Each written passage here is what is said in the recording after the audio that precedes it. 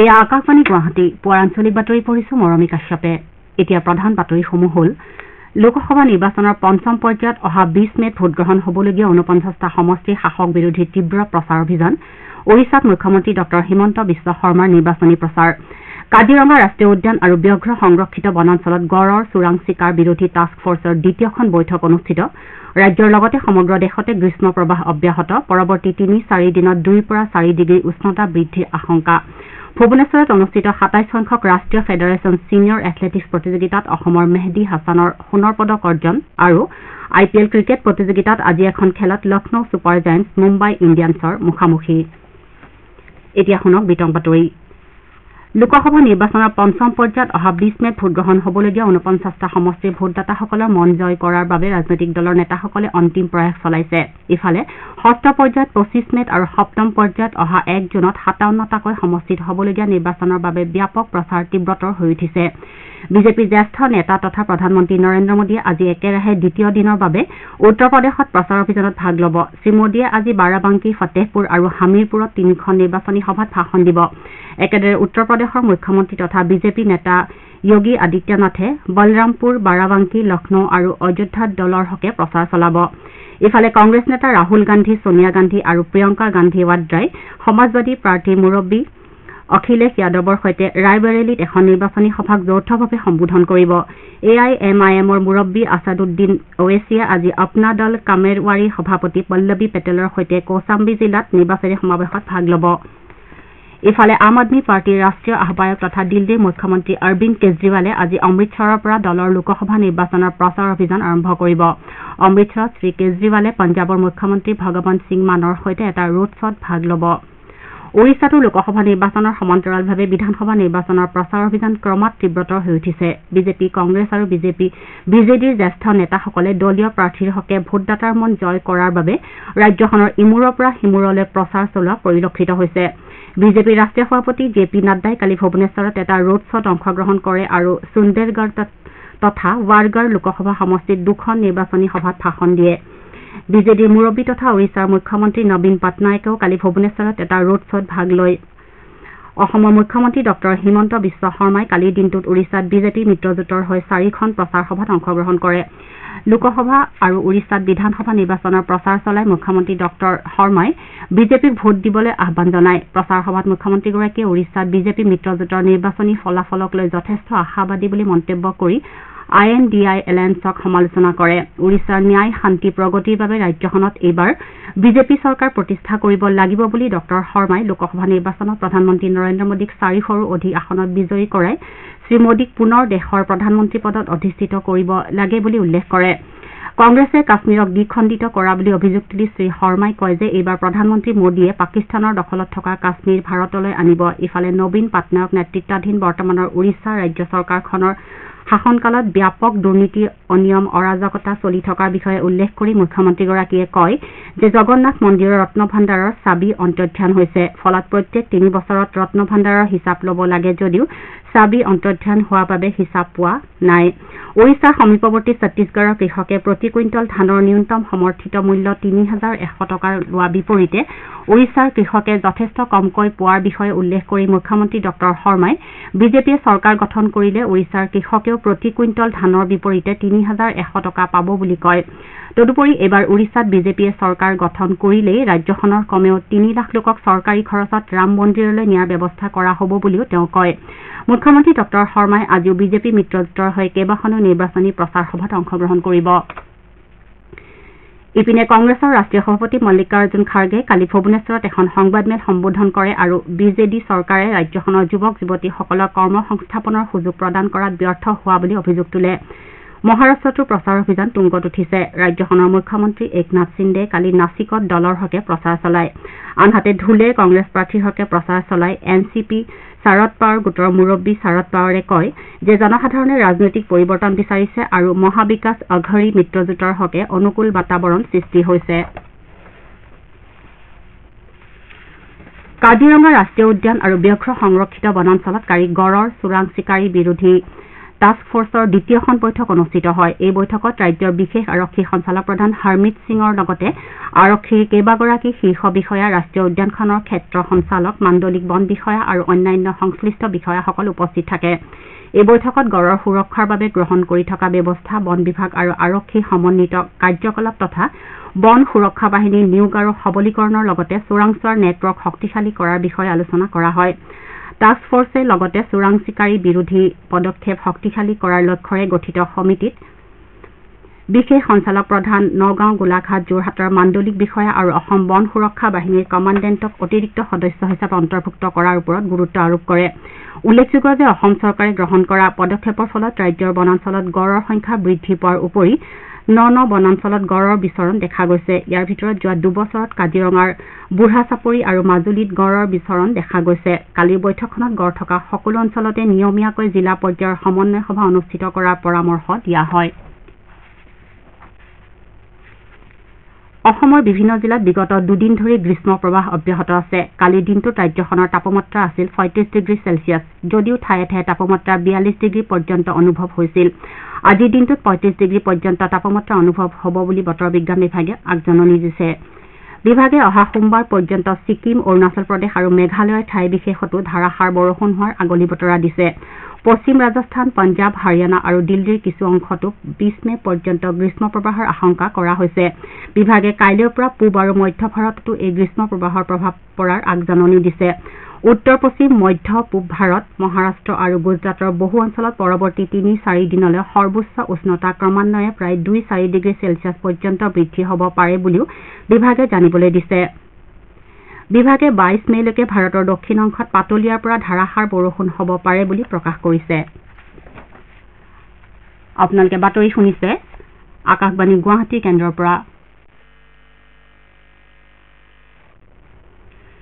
গুৱাহাটীৰ লোকপ্ৰিয় গোপীনাথ বৰদলৈ আন্তঃৰাষ্ট্ৰীয় বিমান বন্দৰৰ পৰা কালি ৩২২ গৰাকী হজযাত্ৰী লৈ এখন বিশেষ বিমান সন্ধিয়া ৬ বজাত ছৌদি আৰবৰ জেড্ডা অভিমুখে ৰাওনা হয়। অসম তথা উত্তৰ পূবৰ হজযাত্ৰীৰ এইবাৰৰ এই প্ৰথমটো দল লৈ বিমানখনে যাত্ৰা কৰে। হজযাত্ৰা কৰিবলগীয়া যাত্ৰীসকলৰ ভিতৰত ৩,৬৫৮ গৰাকী অসমৰ হোৱাৰ বিপৰীতে ৩৬ গৰাকী মেঘালয় আৰু ৭ গৰাকীকৈ নাগালেণ্ড আৰু অৰুণাচল প্ৰদেশৰ লোক। অহা ২৫ মে পৰ্যন্ত যাত্ৰীসকল হজযাত্ৰাৰ বাবে পৰ্যায়ক্ৰমে ৰাওনা হ'ব। যাত্ৰা আৰম্ভ কৰাৰ ৪২ দিনৰ পাছত তেওঁলোকে মক্কাৰ পৰা গুৱাহাটী অভিমুখে উভতনি যাত্ৰা কৰিব। মাজুলী জিলা আয়ুক্তৰ সভাপতিত্বত কালি আয়ুক্তৰ কাৰ্যালয় সভাকক্ষত জিলা উন্নয়ন সমিতিৰ এখন সভা অনুষ্ঠিত হয়। সভাত জিলাৰ অতিৰিক্ত আয়ুক্তসকল আৰু সহকাৰী আয়ুক্তসকলৰ লগতে বিভিন্ন বিভাগৰ মুৰব্বী বিষয়াসকল উপস্থিত থাকি এপ্ৰিল মাহৰ বিভাগীয় কাম কাজৰ খতিয়ানসমূহ দাঙি ধৰে। কাম কাজসমূহৰ পৰ্যালোচনা কৰাৰ অন্তত আয়ুক্তগৰাকীয়ে বিভাগসমূহলৈ বিভিন্ন দিহা পৰামৰ্শ আগবঢ়ায়। কৰিমগঞ্জ আৰক্ষী অধীক্ষকৰ নেতৃত্বত যোৱা এটা দলে কালি কৰিমগঞ্জৰ পুৱামাৰা বাইপাছত এখন বাহনৰ পৰা ভালেসংখ্যক নিচাযুক্ত দ্ৰব্য জব্দ কৰে। ঘটনা সংক্ৰান্তত আৰক্ষীয়ে আব্দুল্লাহ নামৰ এজন লোকক গ্ৰেপ্তাৰ কৰে। আৰক্ষী সূত্ৰ অনুসৰি জব্দ কৰা সামগ্ৰীখিনিৰ বজাৰ মূল্য প্ৰায় ৪০ কোটি টকা।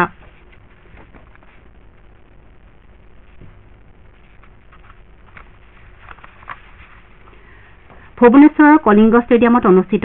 হোৱা ২৭ সংখ্যক ৰাষ্ট্ৰীয় ফেডাৰেচন ছিনিয়ৰ এথলেটিক্স প্ৰতিযোগিতাৰ পুৰুষৰ ১৫০০ মিটাৰ দৌৰত অসমৰ মেহদী হাছানে সোণৰ পদক অৰ্জন কৰিছে। দৌৰ প্ৰতিযোগিতাত মেহদী হাছানে ১৫০০ মিটাৰ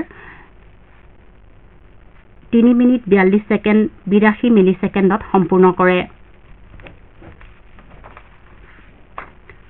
IPL ক্ৰিকেট প্ৰতিযোগিতাত আজি মুম্বাইৰ ৱাংখেড়ে ষ্টেডিয়ামত হ'বলগীয়া এখন খেলত লক্ষ্ণৌ ছুপাৰ জায়েণ্টছ মুম্বাই ইণ্ডিয়ানছৰ বিৰুদ্ধে অৱতীৰ্ণ হ'ব। খেলখন সন্ধিয়া ৭:৩০ বজাত আৰম্ভ হ'ব। ছানৰাইজাৰ্ছ হায়দৰাবাদে প্ৰতিযোগিতাত প্লে অফ পৰ্যায়ত স্থান নিশ্চিত কৰিছে। ছানৰাইজাৰ্ছ হায়দৰাবাদ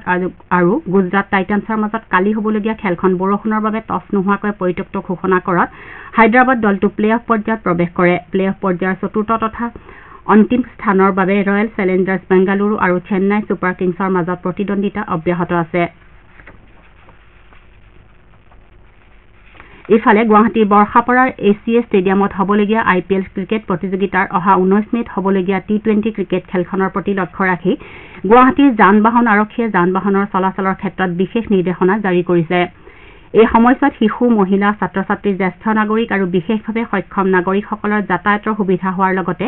জৰুৰীকালীন বাহন যেনে এম্বুলেন্স, স্কুল বাছ অগ্নি নিৰ্বাপক বাহন আদিৰ চলাচল সুচল হোৱাকৈ এই নিৰ্দেশনা জাৰি কৰা হৈছে সেই অনুসাৰে অহা 19 মেত দিনৰ 3 বজাৰ পৰা নিশা 12 বজালৈ 27 নম্বৰ ৰাষ্ট্ৰীয় ঘাইপথৰ গুৱাহাটী মহানগৰী অংশত গধুৰ যান বাহন আৰু বাণিজ্যিক বাহনৰ চলাচলত নিষেধাজ্ঞা জাৰি কৰা হৈছে এই দিনটোত গুৱাহাটীৰ আৰ্যনগৰৰ পৰা লখৰা চাৰিআলিলৈ যোৱা পথটো দিনৰ 3 বজাৰ পৰা ওৱান ৱে হৈ পৰিব লালগণেশ তিনিআলি অঞ্চলৰ পৰা খেলৰ কাৰ পাছ থকা বাহনকহে বৰ্ষাপাৰালৈ চলাচলৰ অনুমতি প্ৰদান কৰা হ'ব আনহাতে বৰ্ষাপাৰা তিনিআলিৰ পৰা ধীৰেনপাৰা তিনিআলিলৈও পথছোৱা ওৱান ৱে হৈ পৰিব আৰু খেলৰ কাৰ পাছ থকা বাহনেহে চলাচলৰ অনুমতি পাব অৱশ্যে স্থানীয় বাসিন্দাৰ বাহন আৰু জৰুৰীকালীন সেৱাৰ বাহনৰ ক্ষেত্ৰত এই নিষেধাজ্ঞা প্ৰযোজ্য নহয়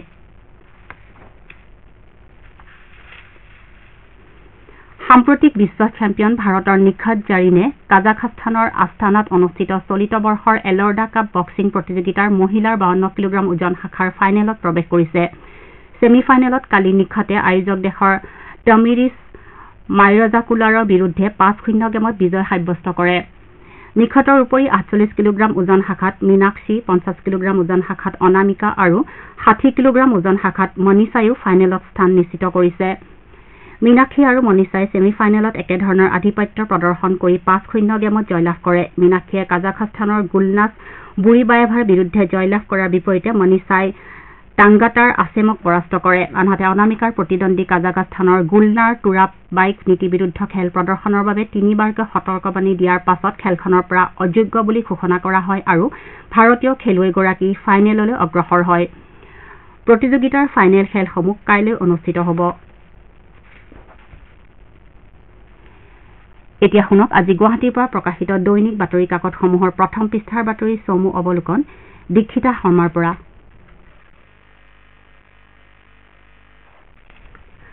কা আবেদনকাৰীৰ তথ্য পৰীক্ষাৰ বাবে ৰাজ্যত কমিটি গঠনৰ নিৰ্দেশ কেন্দ্ৰৰ অসমত নাগৰিকত্ব প্ৰদানৰ যুঁজা এই বাতৰিটো আমাৰ অসম কাকতে গুৰুত্ব সহকাৰে প্ৰকাশ কৰিছে অসমত বৰষুণৰ পৰিমাণ হ্ৰাস পোৱাৰ ফলত খেতিপথাৰসমূহত চিৰাল ফাট মেলিছে আৰু জলসিঞ্চনৰ সুবিধা লাভ কৰিব নোৱাৰাৰ ফলত কৃষকসকলে চৰম দুৰ্দশাত ভোগা বুলি এটা বাতৰিত দৈনিক অগ্ৰদূত কাকতখনে অসমত বৰষুণ হ্ৰাস জলসিঞ্চনো নাই চৰম দুৰ্দশাৰ গৰাহত কৃষক শিৰোনামেৰে প্ৰথম পৃষ্ঠাত স্থান দিছে কা কোনেও প্ৰত্যাহাৰ কৰিব নোৱাৰে কংগ্ৰেছ সমাজবাদী পাৰ্টিয়ে হিংসাৰ জুই জ্বলাবলৈ বিচাৰিছে উত্তৰ প্ৰদেশৰ আজমগড়ত অনুষ্ঠিত এখন নিৰ্বাচনী সভাত প্ৰধানমন্ত্ৰী নৰেন্দ্ৰ মোদীয়ে কৰা এটা মন্তব্যক দৈনিক অসম কাকতখনে মুখ্য বাতৰিত স্থান দিছে দেশৰ পৰীক্ষাত IIT শিক্ষাৰ্থীয়ে পোৱা নাই সংস্থাপন IIT মুম্বাইৰ 34% IIT দিল্লীৰ 40%কে ধৰি বহু শিক্ষাৰ্থীয়ে পোৱা নাই চাকৰি এই বাতৰিটো নিয়মীয়া বাৰ্তা কাকতে গুৰুত্ব সহকাৰে প্ৰথম পৃষ্ঠাত স্থান দিছে দেশবাসীলৈ সুখবৰ 41বিধ জীৱনদায়িনী ঔষধৰ দাম কমালে চৰকাৰে এই বাতৰিটো অসমীয়া খবৰ দা সেন্টিনেল কাকতৰ লগতে অন্য কাকতসমূহে প্ৰথম পৃষ্ঠাত স্থান দিছে অবৈধ ধন সৰবৰাহৰ গোচৰ সন্দৰ্ভত সৰ্বোচ্চ ন্যায়ালয়ৰ গুৰুত্বপূৰ্ণ ৰায় আদালতৰ অনুমতি অবিহনে অবৈধ ধন সৰবৰাহত অভিযুক্তক গ্ৰেপ্তাৰ কৰিব নোৱাৰিব ইডিয়ে এই বাতৰিটো অসমীয়া প্ৰতিদিন কাকতে প্ৰথম পৃষ্ঠাৰ মুখ্য বাতৰি ৰূপে স্থান দিছে লগতে এই বাতৰিটো আমাৰ অসম দৈনিক অসম অসমীয়া খবৰ আদি কাকতে প্ৰথম পৃষ্ঠাত প্ৰকাশ কৰিছে ৰাজ্যৰ আভ্যন্তৰীণ অঞ্চলত আৰ্হি বিদ্যালয় স্থাপনৰ পৰিকল্পনাৰ বাতৰিটো দা আছাম ট্ৰিবিউন কাকতে মুখ্য বাতৰি ৰূপে স্থান দিছে আজি প্ৰকাশিত অন্যান্য বাতৰিৰ ভিতৰত আছে আজি সাংবাদিক পৰাগ কুমাৰ দাসৰ মৃত্যু দিৱস উপলক্ষে গুৱাহাটী প্ৰেছ ক্লাবত বঁটা প্ৰদান অনুষ্ঠান গুৱাহাটীত বৃদ্ধি পাইছে অধিক তাপমাত্ৰা ভয়াৱহ প্ৰদূষণৰ কবলত পৰি সেউজীয়া হৈ পৰিছে দীপৰ বিলৰ পানী IPLৰ ভিত্তিতে বিশ্বকাপলৈ নিৰ্বাচিত নহয় খেলুৱৈ ইত্যাদি এয়াই আছিল আজি গুৱাহাটীৰ পৰা প্ৰকাশিত বাতৰি কাকতসমূহৰ প্ৰথম পৃষ্ঠাৰ বাতৰিৰ চমু অৱলোকন ধন্যবাদ দীক্ষিতা বাতৰি শেষ কৰাৰ পূৰ্বে প্ৰধান বাতৰিসমূহ পুনৰ এবাৰ লোকসভা নিৰ্বাচনৰ পঞ্চম পৰ্যায়ত অহা 20 মেত ভোটগ্ৰহণ হ'বলগীয়া 49টা সমষ্টিৰ শাসক বিৰোধী তীব্ৰ প্ৰচাৰ অভিযান ওড়িশাত মুখ্যমন্ত্ৰী ডক্টৰ হিমন্ত বিশ্ব শৰ্মাৰ নিৰ্বাচনী প্ৰচাৰ কাজিৰঙা ৰাষ্ট্ৰীয় উদ্যান আৰু ব্যাঘ্ৰ সংৰক্ষিত বনাঞ্চলত গড়ৰ চোৰাং চিকাৰ বিৰোধী টাস্ক ফৰ্চৰ দ্বিতীয়খন বৈঠক অনুষ্ঠিত ৰাজ্যৰ লগতে সমগ্ৰ দেশতে গ্ৰীষ্ম প্ৰৱাহ অব্যাহত ভুৱনেশ্বৰত অনুষ্ঠিত 27 সংখ্যক ৰাষ্ট্ৰীয় ফেডাৰেচন ছিনিয়ৰ এথলেটিক্স প্ৰতিযোগিতাত অসমৰ মেহদী হাছানৰ সোণৰ পদক অৰ্জন আৰু IPL ক্ৰিকেট প্ৰতিযোগিতাত আজি এখন খেলত লক্ষ্ণৌ ছুপাৰ জায়েণ্টছ মুম্বাই ইণ্ডিয়ানছৰ মুখামুখি এতিয়া বাতৰি ইমানতে অন্ত পৰিল